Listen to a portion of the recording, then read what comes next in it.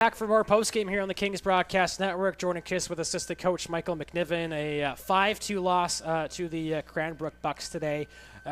Solid first period, as we've said a number of times this season. On the second and third periods, really just couldn't really get anything else going. Yeah, it just seemed like the same recipe that we've been kind of doing all the time, losing and just not being focused for a full 60 minutes, not taking care of the little things, the details that we need to do.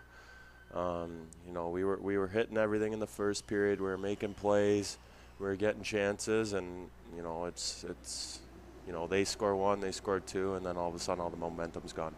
Well, for the first time this season, you guys did score the opening goal. Jason Davenport taking advantage of a Bucks turnover in the defensive zone, his first in the BCHL. But how did it feel to finally score the opening goal of the game?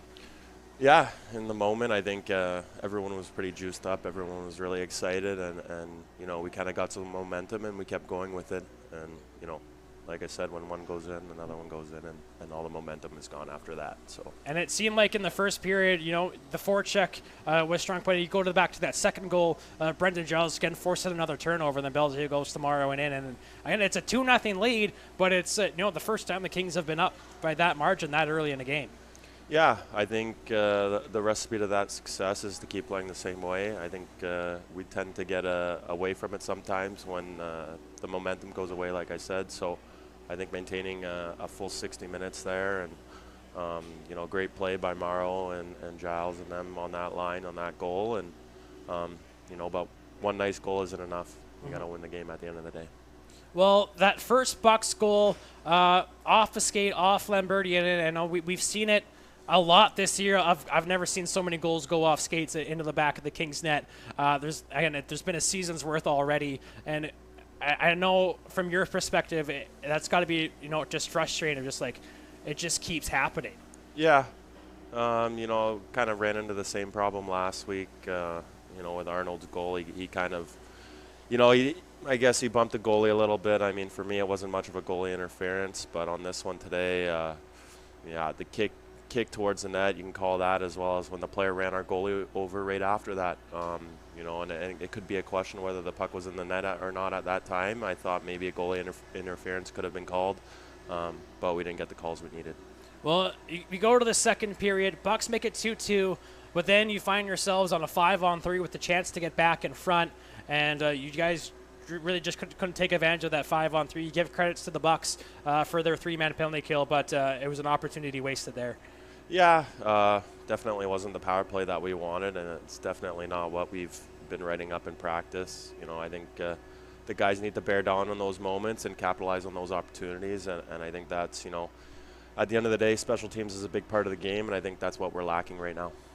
But in regards to special teams, you go 3 for 3 on the penalty kill, and that must be a step in the right direction, considering you're taking on a Bucks team that was tops in the league entering tonight.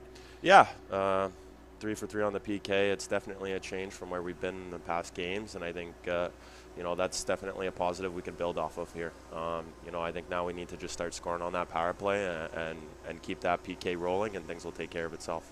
And then right around that power play time too, on that man advantage, Thomas Belzile hits an open net, or had an open net, hits the post, and then not too long later, 4-on-4, Ryan Arnold has the same opportunity, and another open goal. Can't put the shot on goal as he whiffed on it. But again, just opportunities that you guys had to go up, and you couldn't take advantage of. Yeah, exactly. Like you said, that post will get you sometimes. It can be the goalie's best friend. So I think when it comes down to it, it just comes down to bearing down and aiming for that the middle of the net and just putting it in. I think that, could have been the difference in a lot of our games this season is putting our chances away, and I think that's something that we can work on moving forward. Well, then you move ahead to the third period. Bucks take a multi-goal lead, but you guys had some good shifts there in the third. You get quite a few shots on goal, but you just couldn't really get any more of those dangerous chances. As I think the Bucks did a good job of locking down the middle and not allowing really anybody to get to the slot area.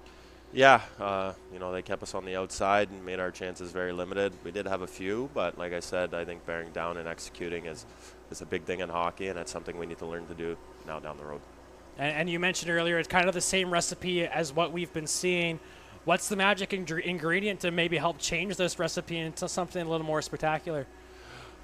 I think we need, as a team, we need to just come together and, you know, play a full 60 minutes as a team. When you start getting away and guys start playing individually, it takes away from the team a little bit. So I think maintaining the structure, even though we may not be up in the game, maintaining the system, doing what is asked from the coaches, and I think that you know, you can grind out a game.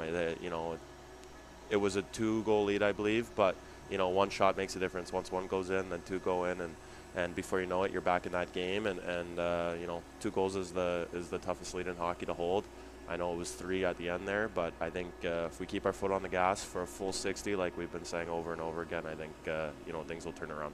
Well, looking ahead, you got 4 straight games on the road, and that starts with 2 games at the Showcase against Trail and Surrey next week. And I think you have to be looking at those 2 games. You got Trail playing, you know, their 4th game in 5 days. You look at Surrey, and that's a morning game too, which could be anybody's game. But you must be looking at the 2 games of the Showcase as very winnable. And maybe it's a little early, but you know, something you guys need to find a way to get points out of those 2 games. Yeah, I think it's another opportunity for the guys. I think that's going to be the biggest weekend for a lot of these guys here, the Showcase. So.